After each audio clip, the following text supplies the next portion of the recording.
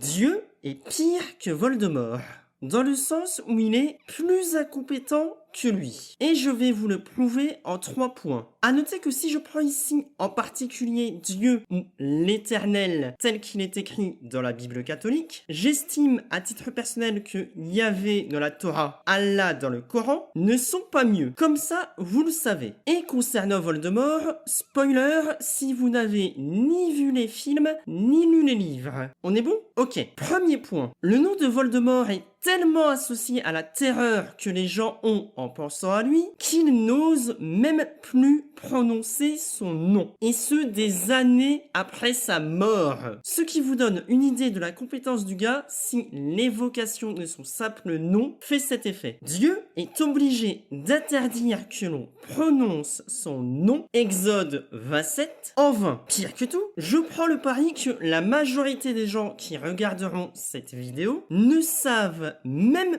pas qu'il se fait appeler jaloux dans le texte. Mais n'hésitez pas à me dire si j'ai eu tort dans les commentaires. Deuxième point. Voldemort exécute ses sbires quand ces derniers échouent à accomplir la tâche qu'il leur a confiée. Mais au moins, il y a une certaine logique dans la vision tordue de Voldemort. Action, réaction. Dieu ordonne de brûler la fille d'un sacrificateur si elle se prostitue. Lévitique 21, 9.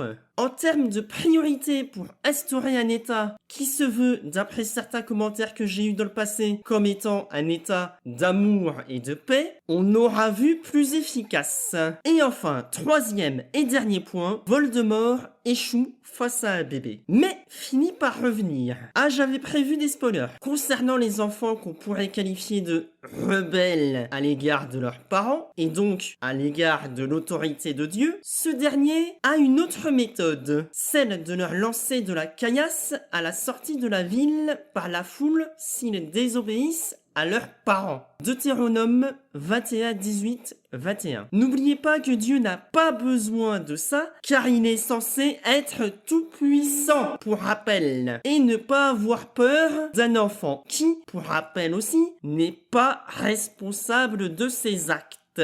Je vous laisse juge donc au final de déterminer qui est le pire entre Dieu et Voldemort. D'ailleurs, si tu es encore là à ce stade de la vidéo, je te remercie déjà. Et n'hésite pas à écrire lunettes en commentaire. Bref, c'était Monsieur Encre qui te dit abonne-toi.